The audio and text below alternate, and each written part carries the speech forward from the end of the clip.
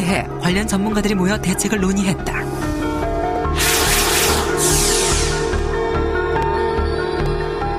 사실은 부모님이 체벌하거나 야단치는 게 더 이상의 효력이 없습니다. 부모 혼자 아이에 대한 여러 가지 그 아이의 잘못을 모두 부담시키는 것이 오히려 부모를 좌절시키고 아이를 포기하게 만드는 요인이 되기 때문에 그럴 경우에는 꼭 제3자 보다 더 전문적인 치료를 받아야 될 필요성이 있는 거죠. 청소년과 가장 가까운 지근거리에서 멘토 혹은 그 상담자 역할을 해주는 이런 프로그램이 존재하고 있습니다. 그런 그 YC 프로그램을 이 아이한테 적극적으로 활용하는 것이 우선 필요하다고 보고 지속적으로 사례 관리 지원 서비스를 이 아이는 받아야 될 것으로 그렇게 이제 생각됩니다. 아이가 충동 조절이 어려움이 있거나 끊임없이 움직이는 과잉 행동의 측면이 있다면 이에 대한 약물 치료도 병행을 해준다면 상당한 도움을 얻을 수 있을 것으로 기대합니다. 보다 효과적인 치료를 위한 적극적인 방안도 제시됐다.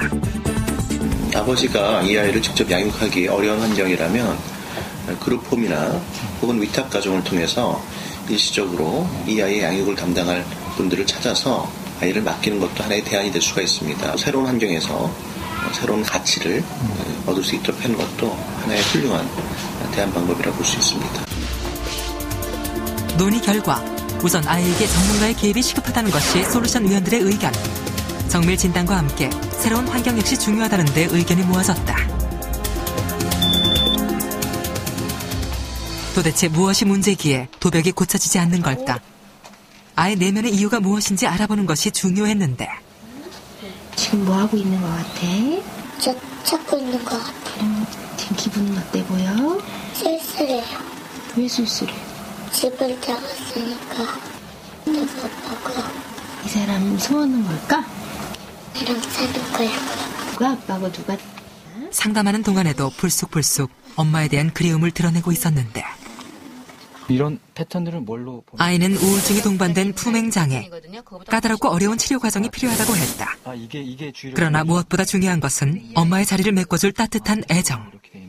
아이 내면에 심한 그 정서적인 고통이 있어요. 예, 그 고통이라는 건 주로 이제 심한 그 좌절감이 심하고 분노가 심하고 자기가 이제 뭐 버림받았다는 거 이런 것도 있을 수 있죠. 충분한 사랑을 받지 못한 거에서 오는 정서적인 불안정성, 분노감, 우울감, 외로움 이런 것도 많아요.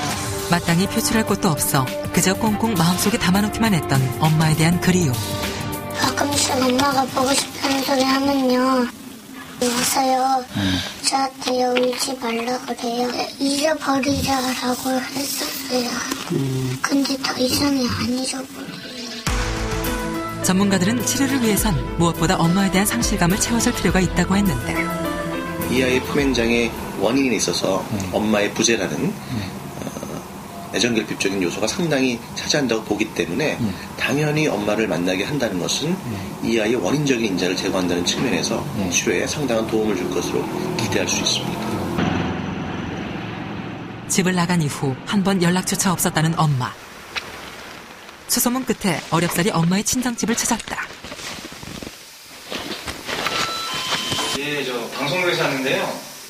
라고 혹시 있나요?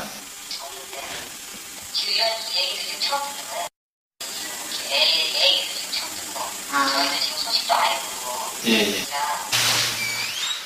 아이의 엄마를 찾을 수는 없을까? 한번 알아봐 주시겠어요? 예, 어떻게 뭐 축구라지도 어떻게 해봐서도 노래 갈게요. 친척들은 아이를 위해 엄마를 찾아보겠다고 했다. 아빠의 변화 역시 필요했다. 아이를 혼내고 달래기만 했을 뿐 보다 근본적인 치료는 생각도 못 해봤다는 아빠. 예, 저기 아빠예요.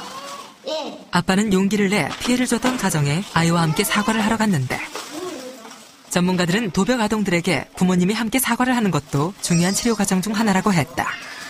한두 번 그런 것도 하는데 너무 습관적으로 하다 보니까 저도 막 짜증 나고 또 창피도 하고 너무 죄송합니다. 아니 괜찮습니다. 괜찮아. 그때 솔직하게 뭘 잘못했는지 얘기를 드렸지. 이런 식으로 네가 가져온 걸 얘기하면 되잖아. 가져온 거 다시 안 그런다고 죄송하다고 얘기하면 되지. 그거니까 죄송합니다. 그래 용기 내줘서 이렇게 사과하러 오고 고맙네. 안녕히 계세요. 남의 것을 훔친다는 게 얼마나 부끄러운 행동인지 아이는 이제라도 깨달은 걸까. 남의 물건 가져오고 나서 죄송하다고 얘기해 본 적 있어? 없을걸요? 없어? 괜찮은 것 같다고요. 괜찮은 것 같아? 그동안 차라리 포기하고 싶었던 아빠의 자리. 하지만 부자는 그렇게 다시 새로운 출발점에 서 있었다. 아이에게 도벽이 얼마나 심각한 범죄 행위인지 인식시키기 위한 노력도 진행됐다. 아이 스스로 절도 사건의 가해자를 심판하는 재판관이 되기로 한 것. 그래서 지금부터 이제 사건을 해결해 나가는 사람이 되는 거야. 아이 스스로 자신의 잘못을 객관적으로 깨닫게 하는 것도 중요한 치료의 일환이라고 했다. 피고인 김정수는 다른 사람의 물건과 돈을 가져간 것도 모자라 그것을 목격한 같은 학교 학생인 조진우를 협박하고 폭행하였습니다. 자신의 범행을 숨기려 했음이 명백하고 절도도 모자라 사람의 신체에 상처를 남겼습니다. 범행이 야간의 도구를 이용하여 이루어진 범행이 발각될 때마다 온갖 거짓말로 위기를 모면하게 바빴던 아이. 생전 처음 자신의 죄값에 대해 엄중히 따져보던 아이는 혼란스러운 듯 깊은 고민에 빠지는 듯 했는데 솔직히 도구를 사용해서요 차를 따고 들어간다는 건 그건 심하고요. 주의를 줬는데도 많으니까 잘못된 거고. 오랜 회의 끝에 아이가 판결을 내렸다. 피고인 김정수에게 징역 2년 6개월 형을 명합니다. 예상 밖으로 판결은 중징계. 사고가 퇴장합니다. 모 자리에서 이제 법정에서 재판장 역할을 하고 나서 느낀 점이 뭐야? 이제 그런 행동을 안 해야겠다는 생각.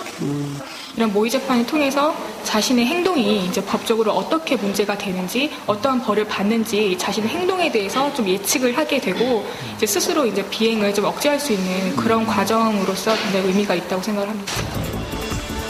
며칠 후 부자가 찾은 곳은 인근의 한 청소년 시설. 아이의 생활 환경 자체를 바꿔주는 게 무엇보다 필요하다는 것이 전문가들의 의견이었는데 앞으로 생활하게 될 그룹홈의 선생님과 만나는 자리. 집은 가까운 데 있지만 여기에서 살게 될 텐데 그거에 대해서 넌 어떻게 생각해? 잘 모르겠어?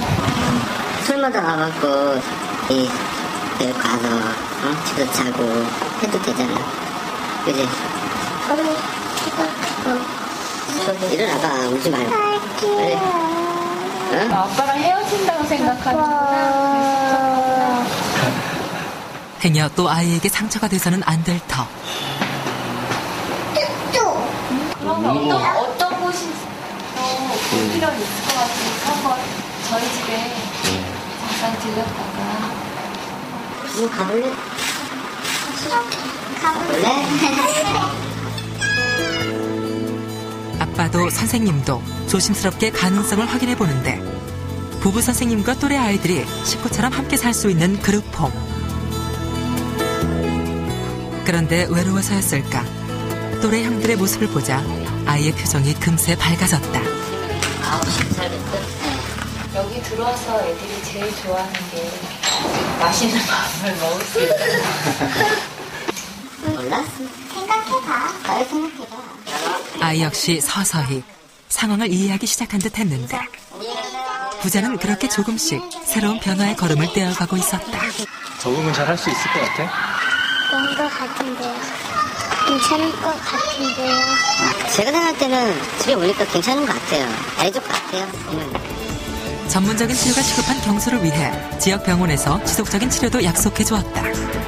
병원 다니는 게 아이의 정기활동처럼 뭐 같은 요일이 되면 일주일에 한 번씩은 병원에서 찾아와서 아이를 데리고 가서 그래서 1시간씩 상담 치료를 계속 그런 게 있다는 것을 아이한테 제공해 주므로써 하나는 잘 봐.